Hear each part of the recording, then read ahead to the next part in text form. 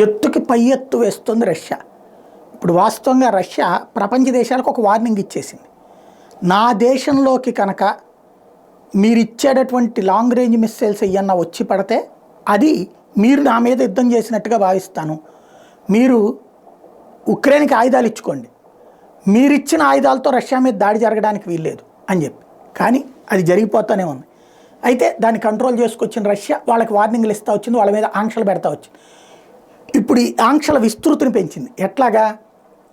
Ukraine నుండి ఆక్రమించుకున్న Donetsk, Luhansk, Zaporizhzhia, Kherson ఈ ప్రాంతాలు రష్యాలో భాగమని చెప్పేసి ఆల్రెడీ ప్రకటించి ఉంది. కాబట్టి ఆయా ప్రాంతాలలో మొన్న లాంగ్ రేంజ్ మిస్సైల్స్తో ఉక్రెయిన్ దాడి చేసింది కాబట్టి దాన్ని కూడా నో ఫ్లై జోన్గా ప్రకటించింది.